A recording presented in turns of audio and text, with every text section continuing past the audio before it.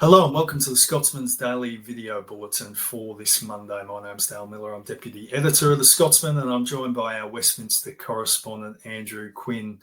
And Andrew, it's a big week at Westminster this week, and I'm going to ask you all about it in a moment, but I'm going to pull up the front page of the Scotsman firstly from today. A budget pledge of millions for Grangemouth site transition, your exclusive leading the front page today. Obviously, we know what's happened around the closure of facilities at Grangemouth.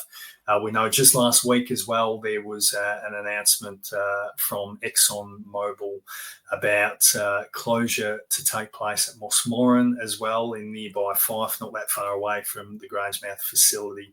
There's a lot of pressure on what the outlook may be for business and also what may be set out around the windfall tax and the future of the North Sea and industry up there. There have been numerous calls for some relief and a change on the UK government's stance around the windfall tax as well. But Andrew, firstly, I just want you to talk through this Grangemouth announcement. Exactly what is the UK government going to commit, and are there any caveats, and do you think it's come as a surprise at all? Yeah, so we're going to get on Wednesday it's up to £14.5 million for Grangemouth, for the site where the refinery was, which shut earlier this year. Hundreds of people were made redundant. It comes on top of 200 million, which the UK government's promised through the National Wealth Fund. So in that sense, it doesn't seem like an awful lot. But I've been told that this money is actually it's kind of a means of unlocking that investment in a way. It's a means that the projects which have put into the National Wealth Fund, they'll get support through this £14.5 million so that they can set up and kind of get things together, get the plans together, so that then they can access this bigger funding. The Scottish Government's also put in £25 million. So basically the hope for the UK government is that, this little bit of funding will then help access more funding, which will then allow places, firms, to start and open sites at Grangemouth, which can hopefully create some jobs there. How many jobs that is, but they're hoping it will replace some of the 400 odd which were lost when the refinery shut. So it's not an insignificant amount of money. It's a decent amount of money. Probably something we weren't necessarily expecting because we already had the funding coming in. But in terms of the whole UK government budget, it's not huge. So it depends how much progress can be made on jobs being created at Grangemouth. I guess, look, we're 6 months away from the Holyrood election as well, so I'm sure that's part of it. They're hoping perhaps this little extra bump will mean that maybe they can get some jobs created or jobs announced at least before the election in May. And we know this comes against the backdrop of Deputy First Minister Kate Forbes is going to have a couple of meetings around Mossmoran tomorrow as well, whether there will be any relief for the workers at risk of redundancy there as well. We will see over coming weeks. Andrew, I was just hoping you could talk through the outlook for those tuning in ahead of the budget this week. We know a couple of weeks ago, or in the past couple of weeks, it's become clear that Rachel Reeves and Sir Keir Starmer, they're not going to go down the route of raising income tax. How tricky a position has that left the UK budget in terms of it being fiscally responsible, but actually also driving the UK economy, which is crucial at the moment? Yeah, it's quite interesting because they had basically been setting the groundwork for weeks, saying as if they were going to raise income tax. Even, the Scottish government were quite worried about it, and they'd promised not to raise income tax, and then it looked like they were going to have to.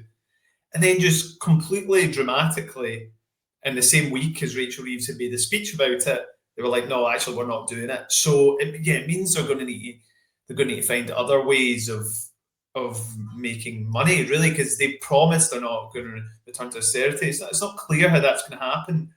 I think they're probably going to freeze the income tax bans, though, so that'll mean that people are actually paying more tax because earnings go up.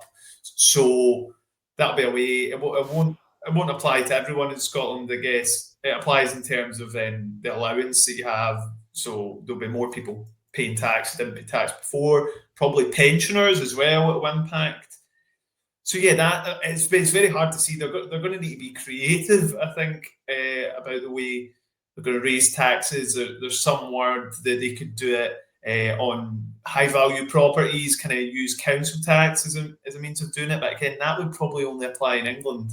They could generate a lot of funds, which could end up getting spent in Scotland. So yeah, we'll see. I mean, they were very creative last year, I guess, and no one really expected the hike in national insurance for employers. Could we see something like that again? I don't think that specific tax will go up, but yeah, there will be some sort of creative ways in which to do it, because they're desperate not to seem like they're returning to austerity anyway. Certainly, the national insurance decision had ramifications. We know, in various areas it was viewed negatively, and it's still talked about negatively 12 months on now. So it will be interesting about what areas they have to target. Just lastly, from the Scottish perspective, it obviously has a knock-on impact. The Scottish budget's set for early January, so it's a period after. But how crucial is this, and what do you think the key asks will be from the Scottish government? Yeah, I think the Scottish government, almost always, they're asking for an increase in their budget, aren't they? That's it. It's the main kind of bottom line. They want more money. I mean, they got more money last time round, though. The Labour government really did increase it. But it's kind of hard because the Scottish government were for a long time saying the UK government should raise taxes like we've done, but then it actually turned out that wouldn't have made the Scottish government any more money. So yeah, they'll be looking for those things for their budget to go up for sure. But also the Scottish government and the SNP have really been saying that the windfall tax on oil and gas giants should be ended. So the Scottish Tories, they've been saying the same. I don't see that happening because there's been no groundwork. There's been no suggestion that's going to be happening. The UK government have really been defending it. And Scottish Labour have been having a go at the SNP, saying they want to tax nurses more than, I guess, multi-billion-pound companies. So that would be a key ask from the Scottish government. They also want energy bills to be brought down, some sort of action on that. There's a fair chance I think that'll happen, because Anas Sarwar was on the telly yesterday and said he wants to see that. I don't imagine he would have gone out on the telly a few days before the budget and not spoken to the UK government about that. He wants there to be unity. He doesn't want to be too critical. So perhaps the Scottish government will get its wish there, and there'll be some sort of action on energy bills. You can read the story on Grangemouth at Scotsman.com currently. Over the next 48 hours in the lead up to Wednesday's budget, we'll bring you all the very latest, and there will be a full package, including comments and analysis on the fallout from what comes from the budget decisions made on Wednesday. Just tune in from soon after lunchtime to get all the very latest there. You can follow all our politics coverage via the homepage. There's a specific tab on the navigation bar for the latest from the politics team, including Andrew.